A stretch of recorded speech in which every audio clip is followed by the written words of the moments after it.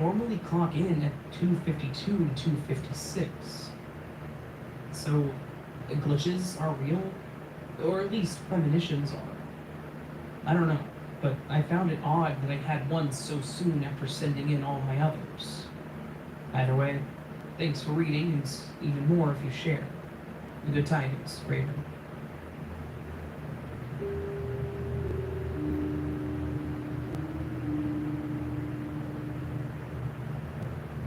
This happened on February 18th, 2024, in Grapevine, Texas. I woke up early Sunday morning to take my dogs to a dog park near my apartment. I had been there a few times before this incident, so I'm very familiar with the park. We arrived at 7:30 a.m. and were the only ones there. Not just at the dog park, though. My truck was the only car in the lot, and this park is on an exit of the highway, so there's nothing around it either. I felt a little uneasy. Like I was being watched, but I'd been there before and it was a safe area, so I pushed past that odd feeling. I brought a tennis ball and a chuck it ball thrower. For those that don't know, it's a long stick with a ball-shaped structure to keep a rubber ball in place, allowing you to throw a ball harder and further for your dog.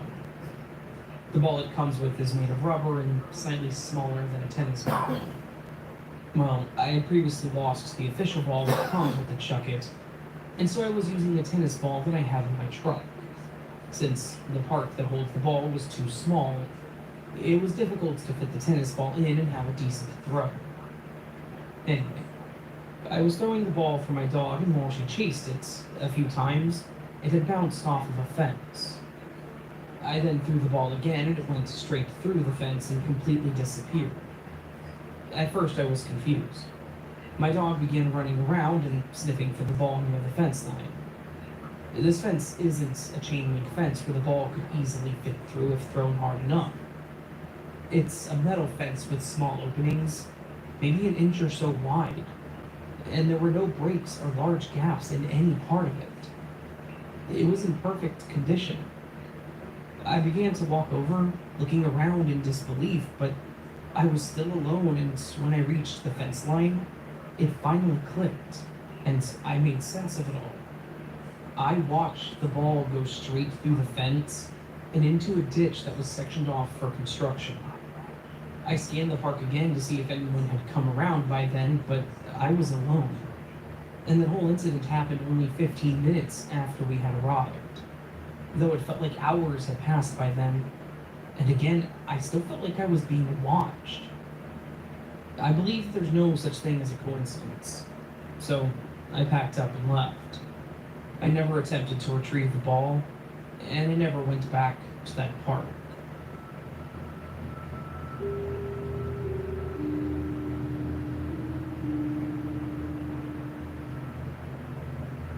One evening after my husband and I put our kids to bed, we decided to relax on the couch and watch some TV together. The TV is on a stand on a flat wall. And to the left is more of a rounded wall. It has a fireplace in the mantle, our lamp, and then more a wall with our AC unit in it. I hope that makes sense. And sitting on the couch, I'm able to see the light out of the corner of my eye. From the light, I see a large flying bug. It looks like a large wasp, but it's all black. I say, "Babe, what is that?" My husband looks and sees it too. It flies the short distance to our mantle, which has a Grogu, Baby Yoda, plush on it. He tells me to keep an eye on it while he grabs something to catch it with. And we both saw it go behind the plush. It never moved. He walked over there and we braced ourselves for him to move the plush and this crazy creepy bug to fly out. But it didn't. I told him that it must have crawled into the bottom part of the plush, as it doesn't have feet. It just has a large robe and round bottom so it can stand up. He grabs a bag, puts the plush in it, and takes it outside. I turn to watch as he takes the plush out and shakes it. Nothing. He turns the robe inside out. No bug. He looks in all the possible places, but nothing. It's just gone. There are no cracks in our mantle that it could have hidden in. I'm 1,000% sure that it didn't fly anywhere else, as I did not take my eyes off that spot for even a second. I'm terrified of wasps, and we have young kids and don't want them to get stung. I would have been able to see if it crawled to a different area too, not just flown away. We looked behind the TV stand and all over the living room as all the other doors were closed. No bugs anywhere. We both have no explanation of where it could have gone. It's been months now and I've cleaned the house multiple times but never found it. This was one of those times that I was thankful for a glitch, because that thing was creepy.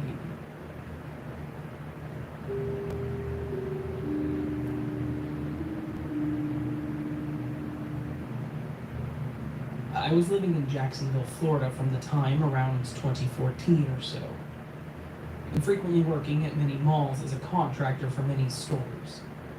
There was a trend in fast fashion stores, such as Forever 21, around the time of selling clothes with upside down crosses. It was like when you entered these stores in this time period, you couldn't not see the upside down cross print on everything. I thought it was pretty lame as I had grown up in the punk scene and this was kind of ironic. But they would sell these upside down crosses on printed dresses, shirts, bags, etc.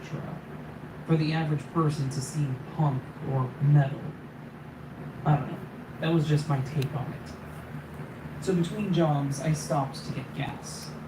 I had gotten out of my truck and placed my cell phone on top of the edge of the truck, near the gas tank.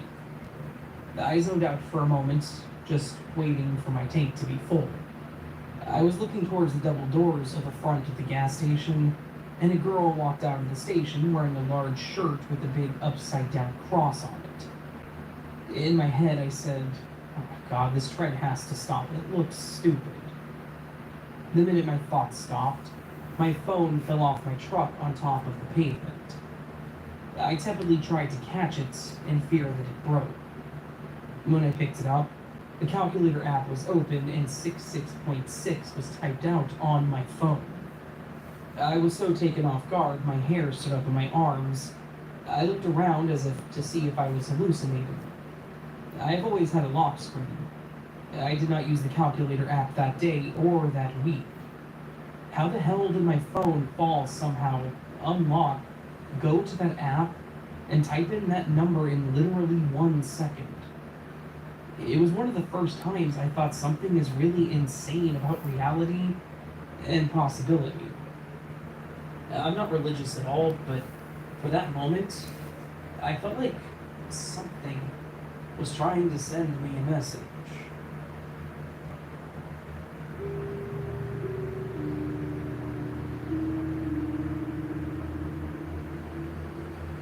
Hi, I dog sit and dog walk as my side hustle.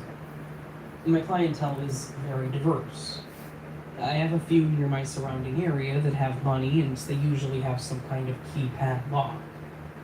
And I have a few brave souls that keep their houses open all the time.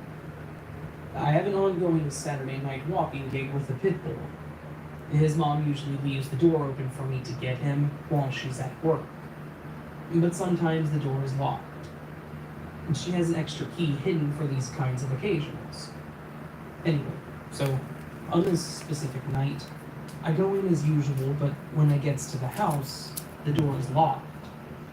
I go retrieve the key from its usual spot and open the door. The dog was so excited to see me that he jumped towards me, resulting in the key being knocked out of my hand.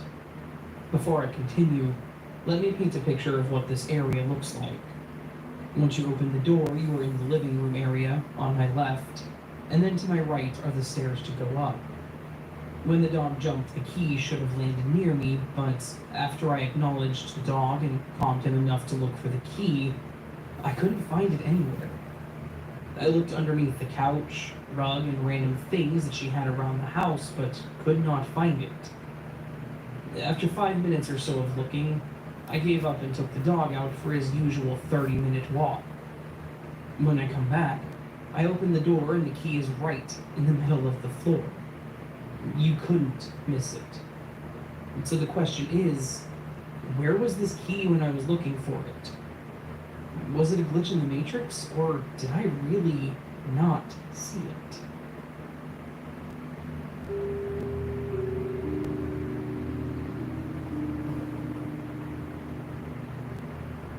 Hi, Raven. I've been listening to your podcast for a while, as I have had multiple glitches in my life, and it fascinates me to hear that other people have experienced it too. I haven't written in as of yet, but what just happened while listening to your podcast is too good to not share. I was driving into work listening to an episode of the Glitch in the Matrix stories, and I came to a stop at a red light. As I was sitting there, I looked over at some people at the gas station on the corner, kind of zoning out, when I heard you repeat several lines that you had just spoken, like word for word. I was really confused about why you would repeat yourself, since I had never heard you do that, even with cuts in recording. And so I backed the audio up to right before the repeated version happened, and it didn't happen again. You never repeated a section of that story. And once I got to work, I backed the audio up a second time and listened to the entire story again to confirm that, nope, you never repeated any part of it. I'm at a loss as to what happened, but it is interesting that it happened while you were telling a glitch in the Matrix story.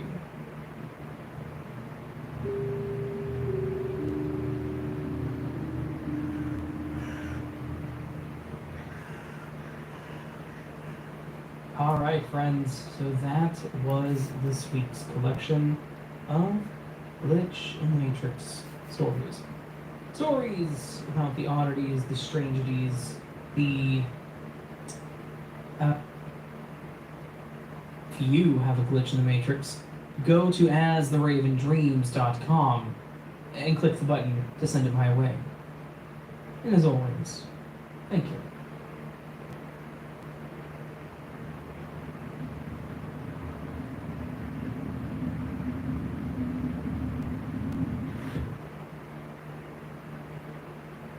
During the summer of, I think, 2019, me and my friend had gone out one night to get some dinner and a drink.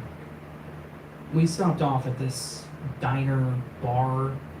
We sit down to eat, and we both immediately take notice of the odd vibe or energy we feel in the place. We both agree that it feels off here. As we sit and begin ordering/eating, we start to notice the weird conversations going on around us. I don't even think you can call them conversations, because everything we overheard did not make any sense at all. It was like everyone was just saying random words put together, and the other person would reply in the same way. That really made us start to feel like there was something really off about this place. We then noticed, to the left of us, a group of guys standing at the very end of the bar. The design of the bar was that the left side they were standing on did not go all the way around and had no way out. So you would have to walk back past us to leave or to get to the other side of the bar. So we take notice of these men on the other side of the bar, and they too are talking in weird ways, not making any sense, and just generally acting odd. My friend and I tried to ignore and wait for them to walk past so that we can hear better what they were talking about.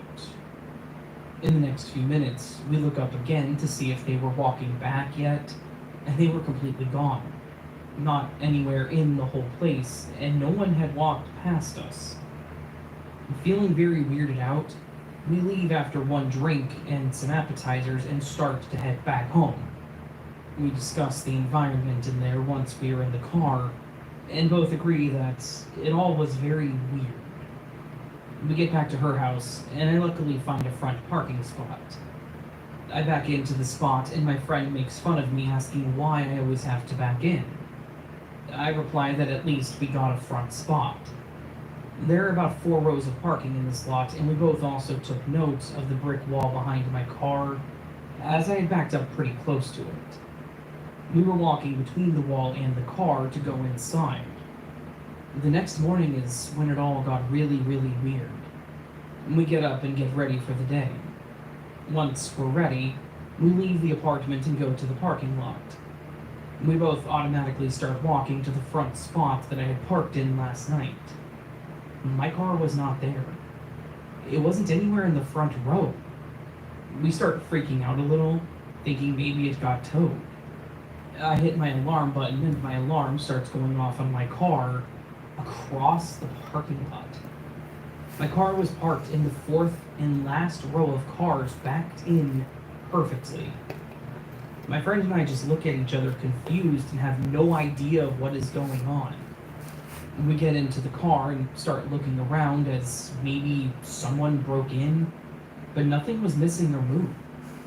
The only thing that was moved was the things that typically sit on my dashboard were on the floor of my passenger seat. We both just sit there for a moment, still not being able to put any of this together.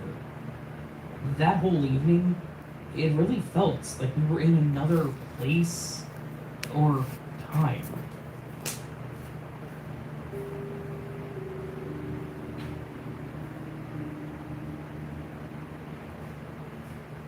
Hi, Raven and fellow listeners. I'm new here to the podcast and to the subreddit.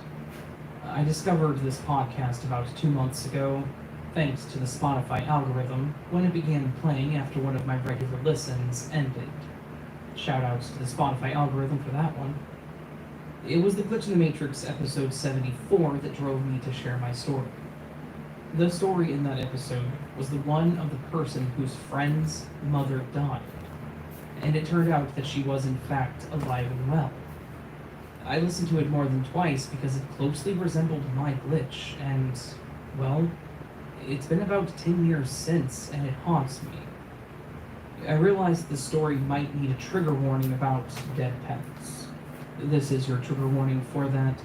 It is not graphic, but the pet does unfortunately pass, and, well, that may not be for everybody, so just heads up. Here it goes. So, I need to set it up a bit before we get to the glitch. Around 2012, I was dating a leech of a human, and he needed somewhere to live because his parents kicked him out of their house.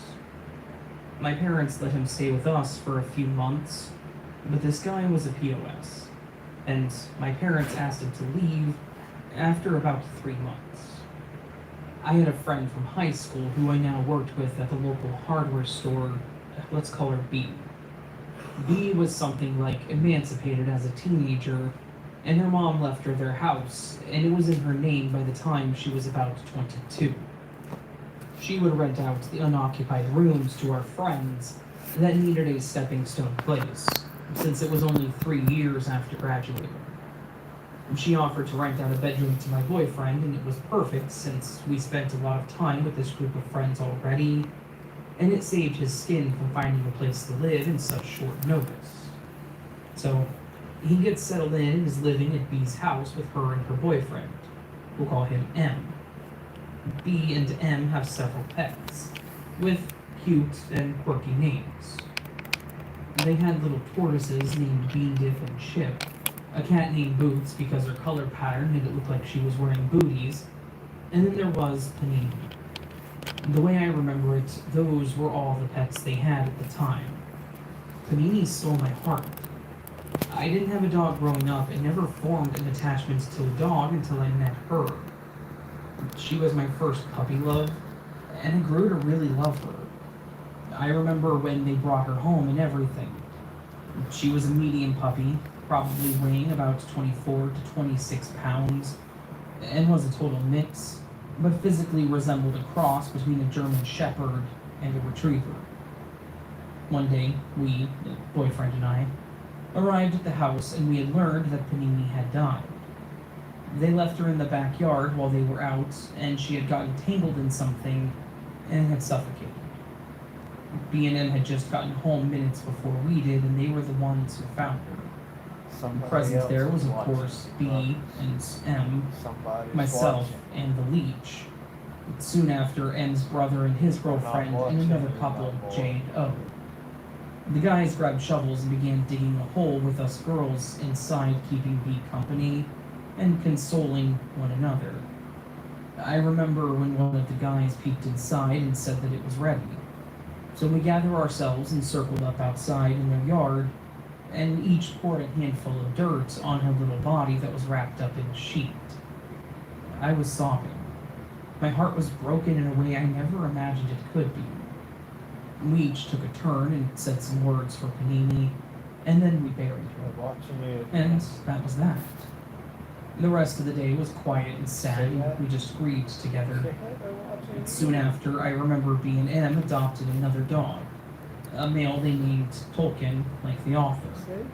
And he was so hyperactive and crazy, and I just couldn't connect the same way with him like I had Panini, and I didn't hang out with him as much. Soon after, I finally had the courage to end the relationship with the leech, and he owed me a lot of back rent, and was being flighty and confrontational about it. We broke up on bad terms, and he almost immediately left the house, also on bad terms. This caused a rift between my friends and I, and they never talked to me again. B&M got married a few years later, and I wasn't invited. And I thought that that was the end of that friendship for good. Now, fast forward to 2021, when the glitch occurred. By this time, I had reconnected with B&M and remained friendly with them, but no longer hanging out nearly as much as we once did. I moved in with my new current boyfriend, and they had moved away to the next county and were living life. I visited their new house in 2016 once, and even slept over after a night of drinking and didn't feel alright to drive home. That night, I saw Boots and Tolkien, and said hello to them. I digress. I was scrolling on Facebook, and a memory came up. It was a picture from one of the various parties we had on 2012 at B's house. I decided to snoop and click on their tag, and I began perusing her profile. I found a picture taken that year of Panini in her photo album. The caption was that Panini was needing surgery and they had created a GoFundMe for her. After the initial shock, logic led me to believe that they found a dog that looked just like her, and they of course adopted her and named her Panini. I commented, "Oh my god, I have to hear the story of how you found her. She looks just like Panini." I don't remember ever seeing a reply to that, and I forgot about it. In 2023, I met up with B at a local pub for drinks and to catch up after so many years. Somewhere in the middle of our chat, I asked her about the Panini they found. She looks at me puzzled and kind of stifling a laugh and says, "That is Panini." I replied with, "But we buried her." She denies this and tells me, "No, Trousers died. We buried him." The name Trousers sounds familiar, but I have no memories of him or what he even looked like. After some back and forth on this, I retreated and I said, "Oh, I must just be remembering wrong." I was baffled. I was not misremembering. I grieved that dog and I could never forget or confuse that. But to this day, she will claim that that's how it went. Unfortunately, we had another falling out and I have no contact with B&M anymore. And short of unblocking and contacting the leech and asking him what he remembers 12 years later, I have to live with this confusion. Furthermore, that comment I made on Facebook is gone now. All of the comments are there, but the one where I said, "Oh my god, I have to know the story," is gone. Even when I filter the 9 comments to show all, not just the relevant ones, my comment does not appear. Did I jump timelines to one where Panini lived and Trousers died? Why can I not remember anything about Trousers? The name only rings a bell, but I have no memories tied to it. I think about this maybe way too much. It's definitely the weirdest thing that has happened to me, and I cannot explain it. You don't forget your first puppy love and grieving it. I cried for days, and I remember when they got a commemorative rock with her picture, name, and date of death to put on her grave. This is something that truly perturbs me. I'm open to questions and thoughts, and I'd be glad to hear about it if something like this has happened to you. Thank you.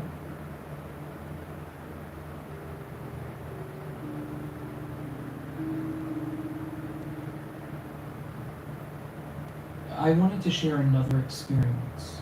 It was, quote, only a dream.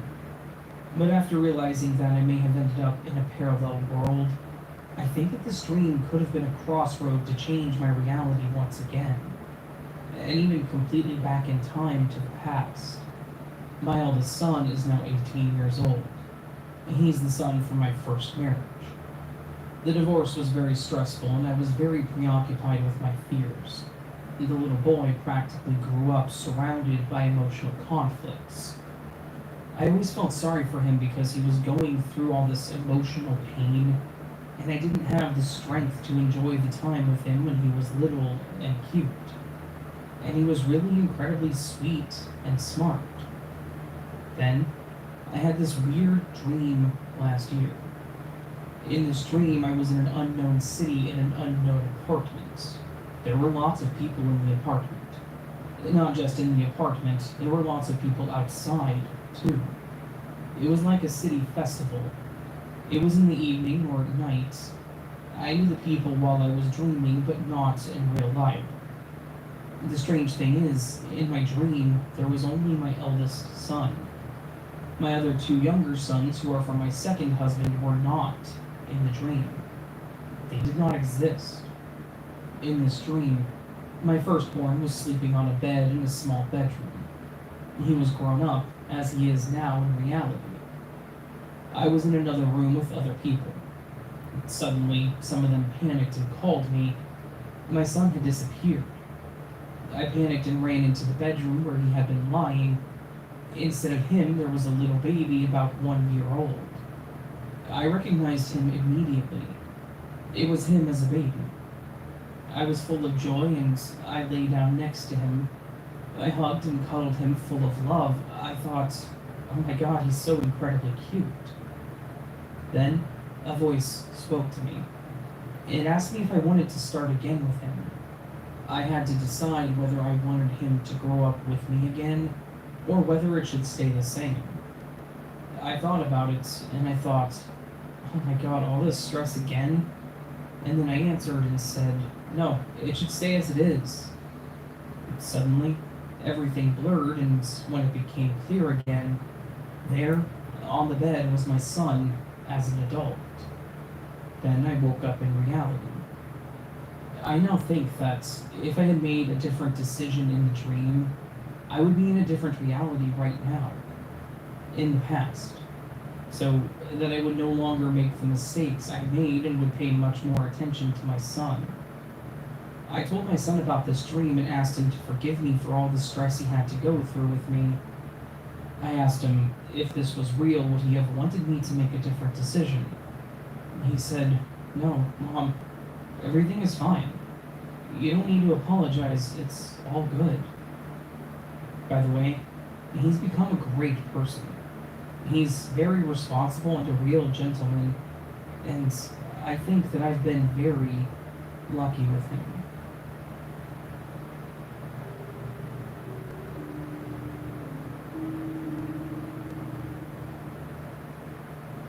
Hello. I don't know if this is worth telling, but it's really the only significant event or happening I would say that I've experienced that I really can't explain, and I find myself thinking about it years later, racking my brain as to find a logical explanation. I'm personally very skeptical about glitch in the Matrix or paranormal stories, as I know there's usually a logical explanation. I find myself listening to your stories and other listener stories from other podcasts, and always find myself skeptical, reasoning multiple real-world explanations to rationalize those kinds of stories. But then, of course, there's my own story, which has me messed up and second-guessing myself to this day. So to start off, I'm a crazy rabbit man. Think cat lady, but instead of being obsessed with cats, I'm obsessed with rabbits. As a side note, rabbits are better and more involved pets than the general public think. Most pet stores sell rabbit cages or hutches as if they're rodents or something that belongs in a cage, with wood shavings. It turns out rabbits are actually wonderful house companions and are more like dog/cat hybrids versus guinea pigs or hamsters that just live their lives in cages. only occasionally being taken out to pet or hop around before locking them back up. In actuality, they are easily litter box trained, they can learn tricks, and are much better suited to live in a pen or throughout your home, not in tiny metal cages or hutches with those god-awful metal ball water bottle things. That being said, I've been obsessed with rabbits my whole life. I got my very first rabbit in high school from my best friend. This rabbit was my very first pet that was only mine, not a shared pet such as a family dog. I loved this rabbit more than anything. He was my buddy and was my source of happiness through high school, moving to another state in college, and through a terribly abusive relationship. As my bunny got older, I lived in a one-bedroom apartment with wood floors. He refused to walk on the woods, so I had area rugs as he would hop from rug to rug, sort of like the floor is lava. I did want to keep some boundaries, so I chose not to put any rugs in my bedroom. From where I slept at night, I had a clear view of my dining room table. And this rabbit was my little buddy, while also being a creature of habit. He had a favorite spot right under this one chair to my dining room table, which was in perfect view of where I slept. Every night I went to bed, I kept my bedroom door open, and he slept under the same chair facing me, and for the most part would be there facing me in the mornings when I woke up, just waiting for me. He was light gray and white, so sitting in the same spot every morning and every night made a clear furring in contrast to the dark brown rug. Eventually, shortly after turning 8 years old, he ended up having some medical complications. After multiple vet visits and thousands of dollars later, he did end up passing away. Saying I was devastated would be an understatement. I grieved for quite a while. What most people don't think about if they have pets, which is rather morbid, is one day there will come a time where you have to vacuum up the last of their fur, forever erasing any trace of them in your home. I'm slightly OCD and I've always kept my apartment very clean, so I have vacuumed and cleaned my whole apartment multiple times after getting my stuff together, but I put off vacuuming up his little furring under that chair. I dreaded doing this. It felt like doing so would make it real or solidify that he's actually gone. I remember waking up most mornings and my first thought was to gaze under that chair only to see his little fur spot. After a few weeks to a month or so, I can't remember when, but I do remember gathering up the strength to vacuum up his little furring for the very last time. I distinctly remember doing so because it was such a significant thing for me to do. I remember crying and being super upset about this. I did vacuum that ring one day. Over time, the grieving process got easier. I kept myself busy with work and school, and eventually my days became easier to handle. But one day, I'm not too sure how long after cleaning the spot this could have been, maybe a few days or a week later, I woke up, and I swear to God, his little fur ring was there. Like, there. Right in the same spot on my dark brown rug under the chair of my dining room table. His gray and white fur spot was there, clear as day. I remember crying and psyching myself out, like, did I actually pull the trigger and vacuum up the spot? I distinctly remember doing this because it was so significant to me, and I was really upset about it. Even thinking I made a mistake and should have just kept it there. Could I have possibly been so upset and messed up that I had dreamed or daydreamed doing this? There's no way leftover dust bunnies or fur balls could have rolled onto the carpet or something because it was literally a packed fur circle in his usual spot. That freaked me out so bad that I never told anyone about it, thinking my family or friends would think I'm crazy. Even more crazy for being so grief-stricken about a pet rabbit. But anyways, I did eventually end up cleaning his little fur spot again. I've eventually moved on, rescued and lost more rabbits over the years. I'm in a new apartment with new bunnies, married, and happy. But I will never share a bond with another bunny again like I had with my first. I don't know if this is paranormal or a glitch in the Matrix, Or maybe I was just so upset that I dreamt I had done it because I was dreading having to do it so much. But in reality, I actually hadn't.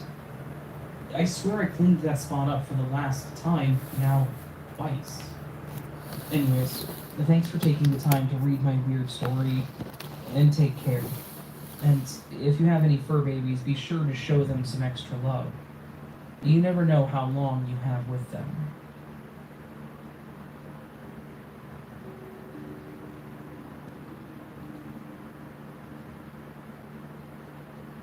I have two moderately interesting glitch stories for you. I live near a sort of smallish size city close to Dayton, Ohio. On July 15th of this year, 2024, I saw something unnerving. I have experienced some odd things in the past and maybe wrote them off as me just imagining things, and my previous experiences were long before I was aware of the theory of living in a simulation or matrix. However, the other day, I was completely 100% sober, and I can remember faces like a steel trap, but I'm not as good with remembering the names.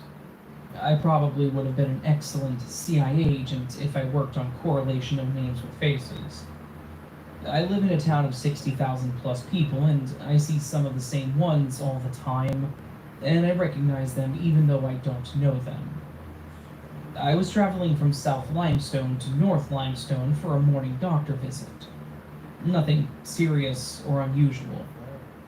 It's a 35 mile per hour road that goes all the way from the south end to the north end of town. It's a several mile long street. It's one of the longest main roads that cuts through the middle of the city. In South Limestone, I see a black male about 6 foot, wearing stone-washed blue jeans, a grass green polo shirt with a beige V in the front that has some sort of pattern.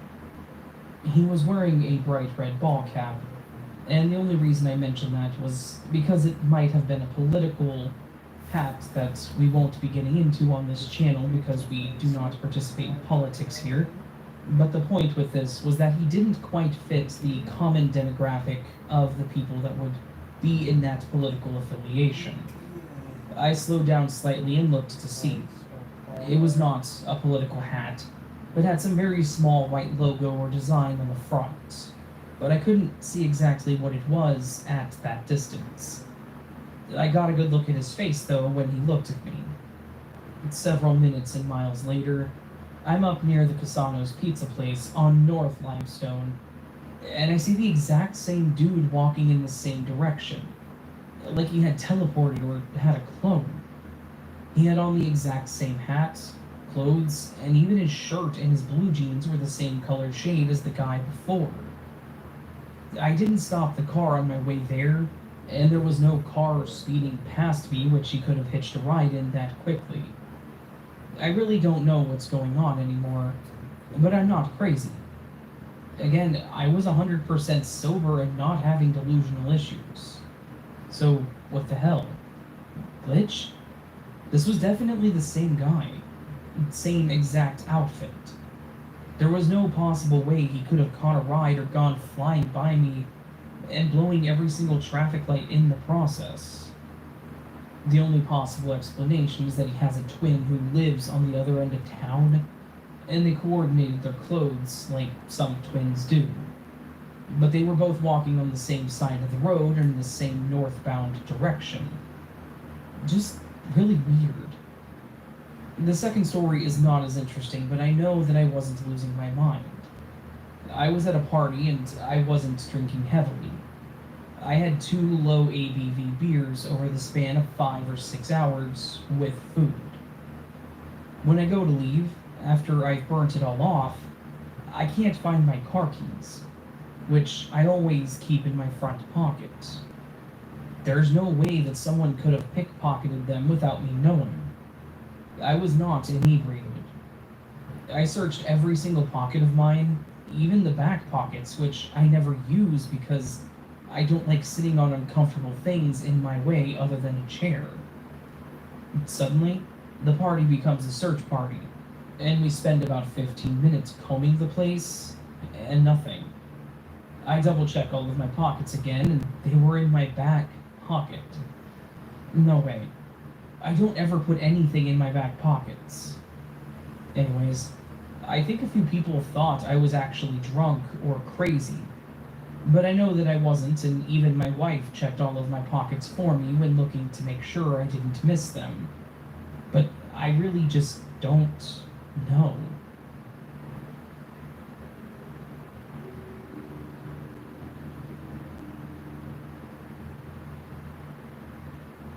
Hi, Raven.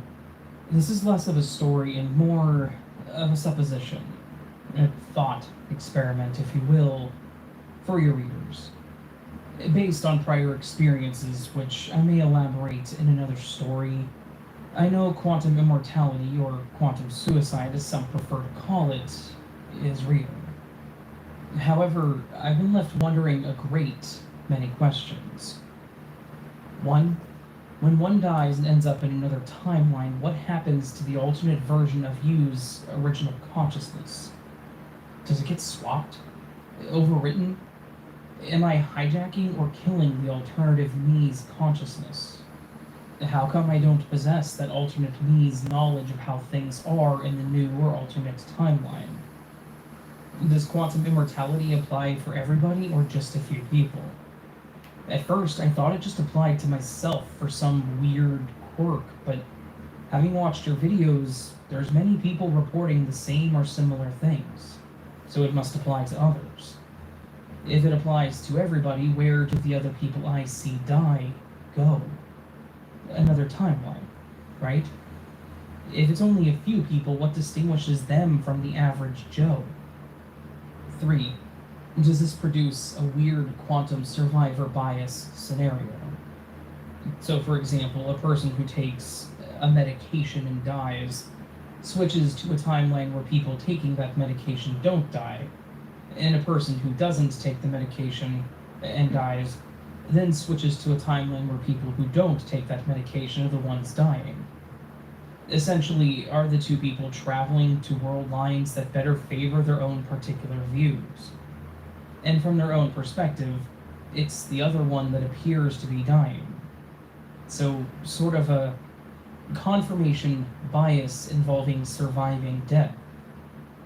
4. Why do most of the quantum immortality stories relate to either accidents or suicide? I've not yet seen a story relating to murder or attempted murder. Maybe I've missed a story, or there are stories out there, which I would love to hear about them. 5. What are the implications regarding old age? Do you just never die and become infinitely old? That to me is terrifying. 6. What are the implications for belief in an afterlife? If you just infinitely survive all deaths, then by definition you can never die and go on to an afterlife. You will always remain on Earth, forever. Is there a true exit? 7. Is there some sort of quantum coalescence event where all alternative versions of you die? Say, the heat death of the universe. Then what? Where do they go? 8. There's obviously differences between different quantum immortality timelines. Is there any way to consistently detect these differences? Is there some way our alternate versions can communicate to each other? And 8. Why is it a bit like dying in dreams? Where you, example, fall down a cliff and then it jump cuts to another scene, as if nothing happens just before you hit. I know this isn't a story per se, but I find the questions intriguing and trippy. And maybe your listeners might find them intriguing as well.